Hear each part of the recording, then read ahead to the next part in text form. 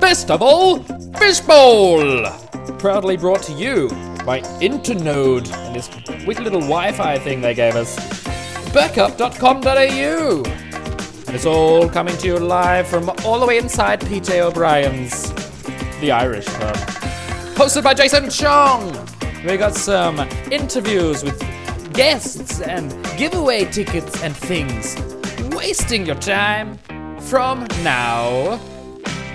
Happy Tuesday! It is it a Tuesday? Yeah, it's Tuesday. Woo! Welcome to Festival Fishbowl with me, Jason Chong. Danny McGinlay is joining us today. Hello, great to be here. It's very exciting. Yeah, you might have seen Danny McGinlay in various Nicolas Cage films. By various, he means one. He means the awesome film Knowing about the end of the world. Well, by various, I meant Shithouse. If you see him, let him know. But you're like, where is she? That was great. Yeah, that's at 5 minutes 45. Get the Blu-ray, you'll be able to see me. Really? Yeah. And then, if you don't want to sit through the whole film, there are a couple of good scenes. It's freaking horrible. But you know, like spoiler alert, it finishes with the end of the world. But where they filmed it in Melbourne, and one of the end of the world scenes is Victorian Parliament blowing up. So I saw it at a cinema in Melbourne. And so, yeah, everyone cheers. Yeah, it is hot. It is just. It's good on you though. Well, thanks. Yeah. Anyway, so you're here today because you've got a show. We'll talk about it in a minute. We should figure out exactly who else is on the show today. We had a last minute cancellation by my manager, who was going to bring in Peter Berner, but then decided that no, Peter's a bit sick today apparently. Okay. Sick of being asked to do shithouse internet shows, I'm guessing. So who do we have on today? We got Brown Council. Now I'm not sure. I think it's called A Comedy by Brown. Is that right? Are you... Okay, they're not even listening. A comedy. It's called A Comedy, right? But it's not a comedy, it's a comedy. Because it's also someone else's... Anyway, it doesn't matter. They'll be on later and they'll sort that out for us. We also got Tim McMillan, who's doing a show called Tim McMillan versus Yogi Glare. We heard a bit about him yesterday because one of his producers came in. And then Kel Barnaves and Ed Kuhn, two local guys, are doing a show called The Thursday Show. It is their last show tonight. But it's Tuesday. Comedy. Right. Sorry. No, oh, God, that sounded heaps harsher than I meant to be. Now, you are doing a show. I am, yep. Called Food Dude. Food Dude Recipes for Disaster. Slash Food... Because I put colon there. Did you? Oh, yeah. No, colon's fine. All right. Opening night last night? Opening night last night. We sold out, which was... well, I didn't pay to get in. Yeah, no, that's true. You got in on a pass, but yeah, I probably could have made money, actually, if you didn't come in. Yep, not going to happen. Doesn't matter. Not the Adelaide Fringe. I'm not in it for the money. Have you ever broke even at an Adelaide Fringe? Oh, yes, once when I was performing on this very stage with Fitch, with Jared Fitch in 2006 because we had no publicity, we did nothing. And his mum came six times. Yeah, Fitchy's mum came a few times, and we managed to break even. And of course, it was squandered all here at PJ O'Brien's, on some pints. And but it was that was my first ever Fringe. And it's been downhill since then. It's disappointing, huh? Because that's the thing. A lot of people don't kind of realize this, but people don't do it to make money. You do it. Well, what do you do it for? It's Jacques Barrett, a Sydney comedian, put it perfectly. It's like camp for comedians. You come for 2 weeks. You spend a lot of money, but you see your friends and you're doing things. And you're buying stage time and networking. Yeah. It's like when people buy email lists, kind of. Yeah, so vaguely. They just get an email of that list, whereas we go through 2 weeks of hope being destroyed. Yeah, and at the end of the day, the list isn't as big as you'd hoped it would be. Yeah. Anyway, good on. Because that list is just a bunch of names saying Arj Barker over and over again. Now, on this Saturday, you'll be singing 500 Miles with the Diplophonics. Yes, I will the Late Night All-Star Comedy Band thing. Yep. I just wanted to show you a clip of the person you have to beat. The guy Alan Anderson. Alan Anderson did it this week. Did you I met him today, and he explained what he did. Oh, really? And he said he was quite drunk. So I am keen to see this. We've got footage. Yeah. So this is him here. Do you reckon you can do that? A bit of that? Oh, I can do a bit of that. He offered to lend me the kilt. Right. Which was pretty cool. It gets a little bit better even here. Here we go. Oh, that's us. Yep. He really gets into it, which is awesome. And this is how we started the show. Look how high those leg kicks are. Yeah. Look at that. Oh, hang on. Is he a traditional Scotsman? Let's find out. We'll stop that. Rewind it a bit. Oh, we get that. There it is. Can you do that? Oh, it's like it's the alien. Will you be committing? Well, I'll be needing a longer kilt. Know what I'm saying? Yeah. I'll do that. Sure. If enough people email in and request it, some people can request that I keep the boxer shorts on. I probably should have set that up too. If you're watching on a website, certain websites, there's a chat room there. There's sometimes a chat room down there, depending on where you're watching. Feel free to say stuff. For example, would you like Danny to keep his kilt on or off? Yeah, if you want to see my ski and do or not.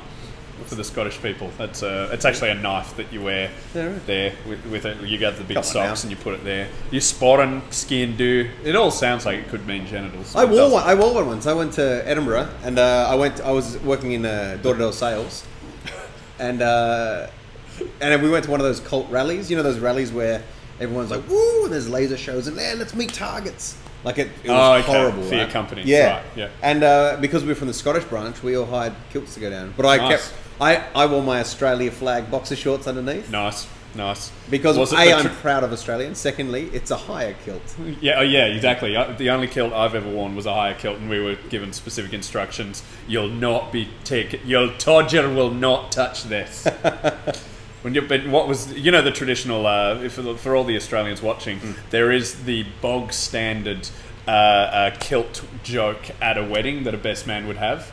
So it'll be say I was toasting you. Thank you. I'm your best man. Not saying it's not happening. Awkward. I'd be there saying, when Jason told me he was going to wear a kilt for his wedding day, I of course asked, "What's the tartan?" And he said, "She'll be wearing a white dress." That kills in Glasgow. Can we get him off? That's the thing we can do. Really? Yeah. Well, that's what works. Okay, right. Have you used that at a wedding yet? No, I've not. Oh no, I did. I did at my brother's. I did at my brother's wedding, and I was blind drunk, and I stuffed it up. I said, "Yeah, she'll be wearing a red dress." Baffled the entire room. What's this slut gonna be? Oh no, fuck it. Are we allowed to swear on this show? We just saw cock. It's fine. Oh, fucking sweet! I was cleaning that up. Oh, brilliant. You want another go? I can relax. No. The joke doesn't get funnier with swearing. They never do. If you're my mum. All right. So one other thing you have to do as the co-host is you have to be the judge of the candy challenge. You also have to do the first. What is the candy challenge? All right. Well, this is what it is. Look at that screen right there. Candy challenge. Candy challenge. How much do you suck? Oh, there's Chernobyl M&Ms. Boom. Correct. Your job is to get as many from there to there by sucking and blowing. You would have done this when you were 4 years old at someone's birthday party. No, never. Oh, no friends. No friends. That's awkward. All right. So you have 60 seconds. 60 seconds. That's my phone ringing now. All right. For some goddamn reason. And your time starts now. All right. So, while we're doing this, I should plug your show. Danny McGinlay, Food Dude Recipes for Disaster. I saw it last night. Very good, or at least it will be when you clean it up a bit. No, it's awesome. 9:30 at Geltissimo.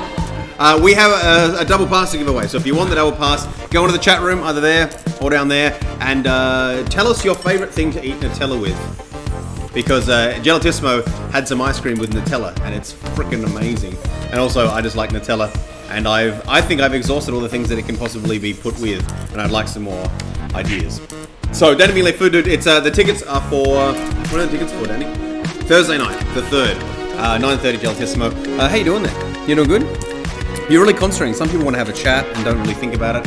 You are getting in there, and you're almost done. Keep going. Put in the hard yards, McGinlay. Fucking hell! We never tell people about that. That's all right. Yeah, so, I'm taking the candy challenge seriously. Yeah, no, that's good. So here's the kind of leaderboard as it stands. So 23 by Klimzak. Hang on, how did someone get 35? They were. I say this a lot, but they were homosexual.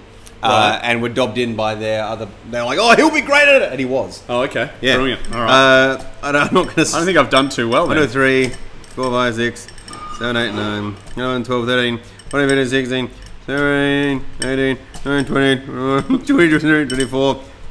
You got 24. 24. Which I think is enough to get on the board. Is it? Oh, brilliant. Who did I beat? I think you pushed Klimzak off the board. Take that, Klimzak. I share a room. Mike Klimzak opens for me, and I open eat for. them, I can eat them. Brilliant. I open for Mike Klimzak, and I got in trouble last night. I didn't even realise this. Mike Klimzak is a very clean comedian, and he doesn't swear. And yeah, apparently I freaked out a couple of his audience with my truth bombs. What that did you begin say? with F. I just did some material that has some language in it. Yeah, he's all kinds of. He's not. He just doesn't swear. He's not like a good lad. He's not for kids comedian. He's No, but he's cleverer than that. Yeah. See, I can't not swear. As I explained to a lot of my audiences, my dad's from Glasgow, my mum's from Ireland. Swearing in my house was used instead of punctuation. There's no hope for that. So, how am I doing? Am I on the leaderboard? Here we go. Circus Fireman and Danny McGinlay. It looks like we work together. You didn't push him off, but you are above him. Man. Dom Romeo. He will 28. Oh, you've got Don Romeo. Is that? Oh, yeah, it's Dom. That sounds way more romantic to me. Don Romeo. Don Romeo. Or a really lame mafia guy. Yeah. Hey, you pay that back, or I'm not gonna kiss you. Or I will drink this poison. Do it. I will. That's it. I will pretend to be dead. I gotta stop eating these. You eat them. All right. Well, look, we're gonna have a break now. When we get back, Tim McMillan, who's doing a show at the World's End Hotel, he'll tell you more about it after this. You're watching Festival Fishbowl live from PJ O'Brien's.